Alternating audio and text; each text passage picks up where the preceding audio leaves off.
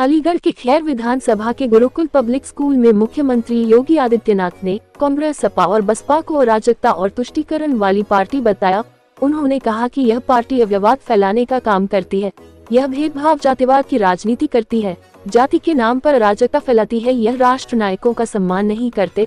उन्होंने सुभाष चंद्र बोस, सरदार वल्लभ भाई पटेल और राजा महेंद्र प्रताप सिंह का नाम लेते हुए कहा कि भाजपा जब सत्ता में आई इन लोगों को सम्मान दिलाया है। उन्होंने कहा कि कांग्रेस केवल एक परिवार की पार्टी है, यह सबका साथ, सबका विकास नहीं करती है।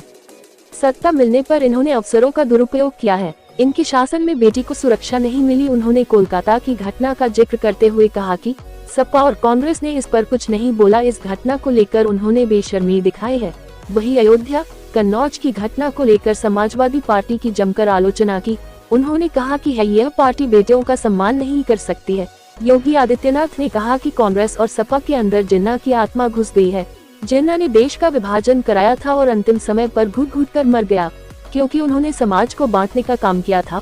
उन्होंने कहा कि सपा ने प्रदेश को दंगा प्रदेश बना दिया था, बेटी और व्यापारी की सुरक्षा से खिलवाड़ किया जा रहा था, लेकिन भाजपा सरकार में सुरक्षा सम्मान दिया जा रहा है। जो कानून हाथ में लेने का काम करेगा, उसके खिलाफ सख्त कार्रवाई की जा रही है। उन्होंने प्रयागराज में माफिया अतीक अहमद के खिलाफ की गई कार्रवाई का जिक्र भी किया। बेटा नाम क्या है? पूजा इंदौलिया। बेटा आपको जो जॉब मिला है उसके किस उद्देश्य से, क्या किसने दिया है, कब? सत्येंद्र बगौर अभी मिला है। अच्छा, तो कितनी सैलरी इसमें? सर अभी कंफर्म नहीं है, इसमें लिखा हुआ ना। तो कहाँ के निवासी बेटा? कहाँ से? आगरा। आगरा से आए। हाँ। तो यहाँ पर कितने लोगों को मिला आपके साथ? हम लोग 10 हैं। जगमोहन लवानिया हैं, आगरा से आए हुए हैं। सुमति कॉर्पोरेट का DDU का सेंटर आगरा में चलता है, जिसके यहाँ बच्चे हम सेंटर से लेके आए थे। इंटरव्यू हुआ है और कई बच्चों का सिलेक्शन हुआ है। अच्छी खासी सैलरी है, 25,000 से 27,000 साढ़े 27,000 रुपये तक की सैलरी पर सिलेक्शन हुआ है। इन बच्चों ने हमारे यहाँ से इन्वेंट्री क्लर्क, FNV सेक्टर में ट्रेनिंग ली थी और 90% बच्चों का सिलेक्शन हो गया है। क्या नाम है, किस पद पर है सर? कौन सी? सर मैं शारदा कंसल्टेंसी मथुरा से हूँ, मैनेजिंग डायरेक्टर पोस्ट है मेरी, और इस कंपनी को मैं ही रन करता हूँ। इसका मैनेजिंग डायरेक्टर मैं ही हूँ और मेरे पास में करीब 300 से 350 कंपनियाँ हैं जिनके लिए मैन पावर सप्लाई करता हूँ। आज करीब 80 से 90 कैंडिडेट मेरे पास में आए हैं, जिसमें डिप्लोमा, BTech, 10+2, ITI, कुछ कौशल विकास योजना के अंतर्गत स्टूडेंट थे, वो भी आए हैं। उनमें से करीब 40 से 50 कैंडिडेट्स को मैंने जॉब प्रोवाइड कराया है। ठीक है। तो ये लोग कब से पहुँचेंगे? ये 2 तारीख से स्टार्ट करेंगे सर पहुंचना। तो कहाँ पर स्थापित है? सर पलवल में है कुछ कंपनी, एक कैनोर ब्रिम्स नाम से कंपनी है आपकी पलवल में, वहाँ पे डिप्लोमा वाले कैंडिडेट्स के लिए। 10+2 वाले कैंडिडेट्स जो हैं आपके, वो जाएंगे अलवर वेलनेस इंडस्ट्रीज है, उसमें जाएंगे। और बाकी जो रह गए हैं छोटे मोटे, अभी उनको देखते हैं कहाँ भेजना है।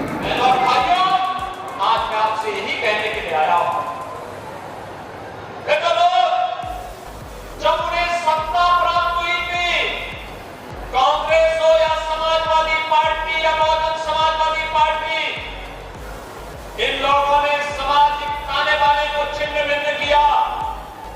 अपनी योजनाओं के माध्यम से तुष्टीकरण की पराकाष्ठा पर चढ़ करके समाज को विकास की धारा से विमुख करने का काम किया। बेटी की सुरक्षा में सेंध लगाने का पाप किया।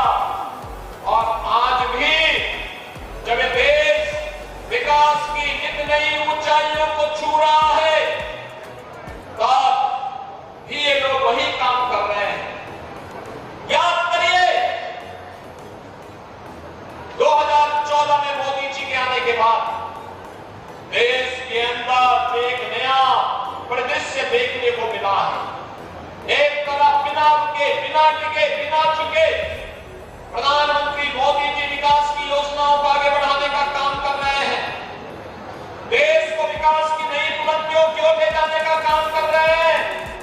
दूसरी तरफ विपक्ष है, दुष्प्रचार करके बदनाम करने का काम कर रहा है, जाति विस्मरण कर रहा है, अराजकता फैलाने का काम कर रहा है, जातियों को आपस में लड़ाने का काम कर रहा है। बहनों और भाइयों, इन्होंने राष्ट्र नायकों का अपमान किया। नेताजी सुभाष चंद्र बोस हो, सरदार वल्लभ भाई पटेल हो, डॉक्टर श्यामा प्रसाद मुखर्जी या फिर महाराणा महेंद्र प्रताप सिंह, इन सब का अपमान अगर किसी ने किया था तो कांग्रेस ने किया था। कांग्रेस ने कभी भी महापुरुषों को, राष्ट्र नायकों को सम्मान नहीं दिया। भारतीय जनता पार्टी है इन महापुरुषों को सम्मान देने का काम कर रही है। एनडीए की सरकार में सम्मान देने का काम कर रही है। राजा महेंद्र प्रताप सिंह जी के नाम पर अलीगढ़ में बना विश्वविद्यालय इसका उदाहरण है। मां शाकंभरी के नाम पर सहारनपुर में बना विश्वविद्यालय इसका उदाहरण है। महाराजा सुहेलदेव के नाम पर बना विश्वविद्यालय आजमगढ़ इसका उदाहरण है। लेकिन बहनों और भाइयों, इन लोगों को तो एक परिवार के सिवाय कोई नहीं सोचता। जब इनकी सत्ता आई, केवल और केवल एक परिवार के नाम पर सब कुछ हो, इन राष्ट्र नायकों का नाम न हो। और जब सत्ता में थे तब तो भारत के अंदर भारत के मूल समाज को प्रताड़ित करना, युवाओं के जीवन के साथ खिलवाड़ करना, अन्नदाता किसानों को आत्महत्या करने के लिए मजबूर करना, बेटी और व्यापारी की सुरक्षा में सेंध लगाना, जैसे कांग्रेस को, समाजवादी पार्टी को, इन विपक्षी दलों को जब सत्ता का अवसर प्राप्त हुआ था, इन्होंने खूब दुरुपयोग किया, खूब दुरुपयोग किया, इनको प्रताड़ित किया, अपमानित किया, बाधा, विकास के कार्यों में बाधा स्वयं पैदा की। और जब सत्ता से बाहर हुए, आज भी इनके कारनामे बंद नहीं हुए हैं।